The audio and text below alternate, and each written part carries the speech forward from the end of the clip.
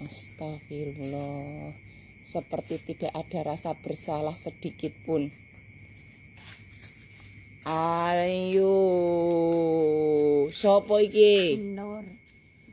Metu ndi Nur? Kok metu ndi? Riko teko ngendi? Teko. Mbok teko ndi mau? Teko ngendi mbuh mau? Lali. Lali. Heeh. Riko kok kaya ngene bendina. Niko nek kaya ngene bendina bengi tak kurung Riko. Oh. Aja gawe geger uwong bendina, Mbok. Wong kadang mbok metu kok metu ndi mau? Bingung metu. Heeh. Riko ora sadar temenan kiye. Ki nang ndi iki saiki jajal tak takon. Mbok Riko kejampira membengi tak goleki jajal. wong belalae nyong metu kok ijo metu. Gawe gegere wong bendina. Nyong sapa nyong? Nur Jana. Lah Riko sapa jenenge?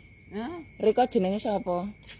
Camintul. Sakmintul. Heeh. Sakmintul tukang ucul. Halo. Ucul. Ayo bali ucul. Oh, kilo digoleki sedina sewengi. Wong belalae metu mbok metu ndi mau? Dene kok Riko duwe akal. Bantale dikrukupi. Iku sapa sing ngajari? Bantal dikemuli sapa sing ngakon? Lah wong mbok kepriwe ra ngerti. Kowe berarti Riko wis duwe ide dhewe, gawe gegeri wong. Bantal dikukupi, si Riko. Kadang nyong golek pacar. Golek pacar. Heeh. Pacare mlayu-mlayu. Pacare melayu-melayu. Digegeri kok malah mlayu-mlayu. Oh, ono dhewe. Bali, sahur.